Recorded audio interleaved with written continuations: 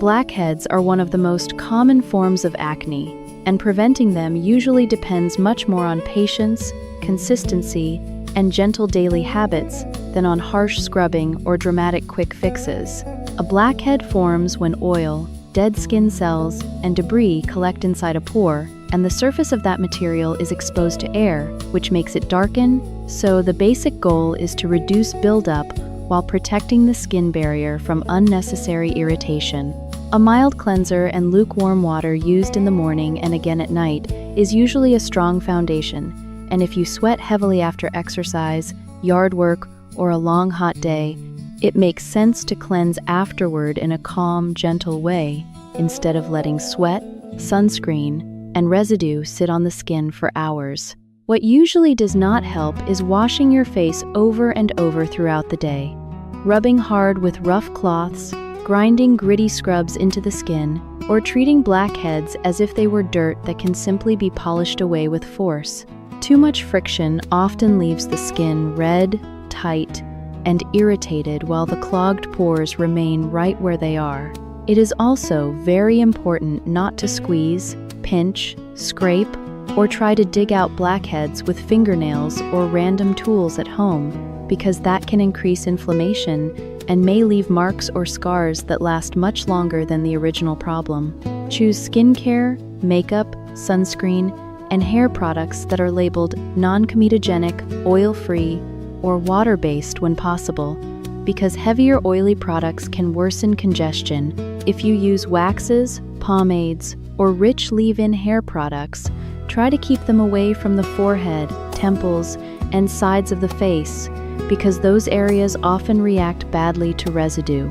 Remove makeup completely before bed, change pillowcases and face towels regularly, and try not to spend the whole day pressing your cheek into your hand while reading, scrolling, or watching television. If your skin tolerates active ingredients, salicylic acid can help loosen dead skin and reduce pore buildup, and adapalene can also be useful because it helps prevent pores from clogging over time.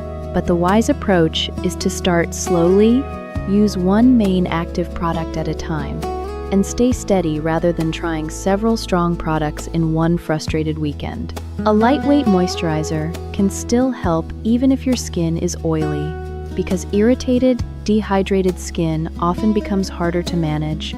And sunscreen matters too, especially if you use exfoliating or retinoid-type products, so finding a comfortable, lightweight sunscreen is worth the effort. Blackhead prevention is usually quiet and repetitive in the best possible way. Gentle cleansing, sensible products, patience, and resisting the urge to punish your face because progress is slower than your mood.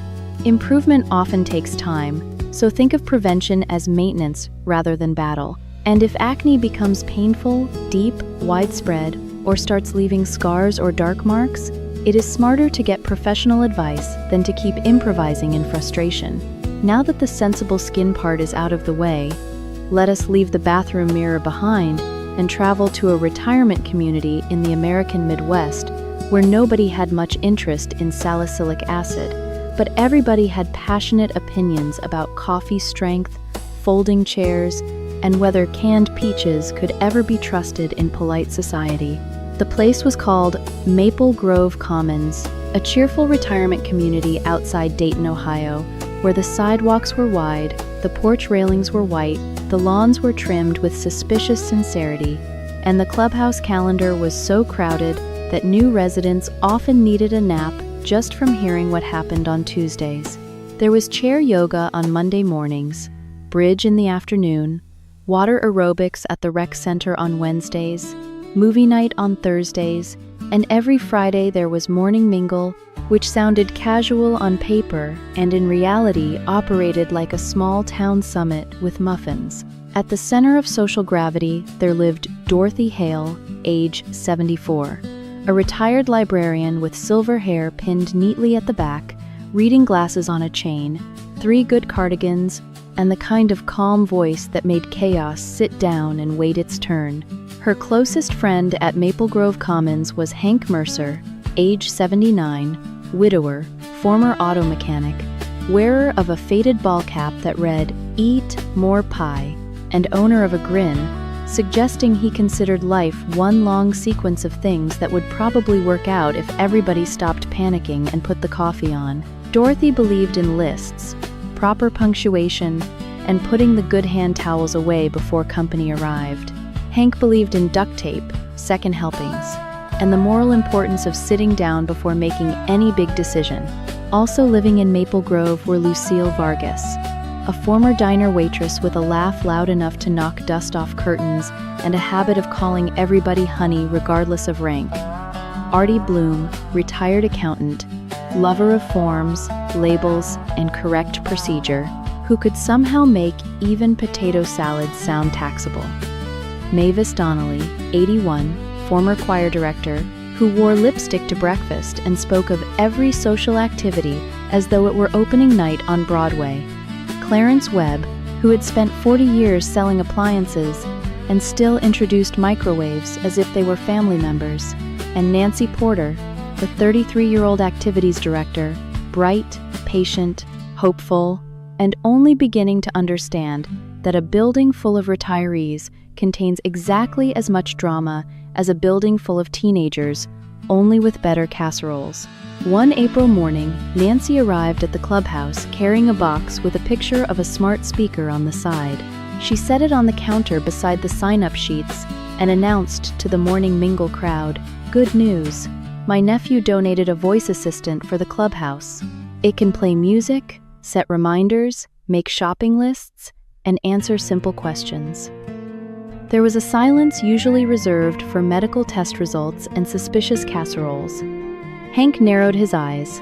"You bought a talking hockey puck." "It's not a hockey puck," Nancy said. "It's a smart speaker." Artie folded his arms. "That adjective is doing dangerous work." Dorothy peered over her glasses. "What exactly do we need it for?" Nancy brightened. "I thought it could help with reminders for events. Grocery notes for the kid. Can it play Sinatra?" "Yes." "Can it play him without making him sound like he's underwater?" "Probably." Lucille leaned in. "Can it call my daughter if I fall?" Nancy nodded. "If it's set up right, yes." Hank took a sip of coffee. "Can it change a tire?" "No." "Then, let's keep expectations respectful." Nancy plugged in the little speaker on the front counter. A soft blue light came on. "We're going to call her Sunny," Nancy said. "Why is it a her?" Hank asked. "Because nobody trusts a device called Kevin," Lucille answered. And that settled the matter. For the next 10 minutes, the residents of Maple Grove Commons regarded Sunny the smart speaker the way frontier towns probably regarded the first dentist. Curious, cautious, and slightly convinced disaster was nearby. Nancy demonstrated with simple commands. "Sunny, what's the weather today? Sunny, play light jazz. Sunny, set a reminder for bingo at 2. The speaker responded in a bright, pleasant voice that somehow made Artie suspicious on principle. Then the experimentation began. Mavis asked for peri como. Lucille asked for a chicken and rice soup recipe. Clarence asked how to remove rust from patio chairs. Hank asked for today's baseball scores. Dorothy asked for the definition of curmudgeon and then looked straight at Hank while the speaker answered. By the end of the hour, the room had warmed to Sunny enough that people were speaking to it the way older Americans speak to all technology, which is to say politely first, then louder. Then, with moral disappointment, Nancy linked the device to the clubhouse grocery account so staff could add items to the shopping list by voice. "This," she said, "will make things easier for everyone." The sentence was still floating in the air when Hank muttered, "Nothing good has ever followed those words." During the next several days, Sunny became part of the fabric of the clubhouse. It announced weather, played old songs, gave timer alerts during baking club, and once accidentally started a whale sounds playlist during canasta, which nearly made Mrs. Pritchard spill pimento dip on her lap. Dorothy used it for recipe conversions. Lucille used it for music while setting tables. Mavis asked it for trivia about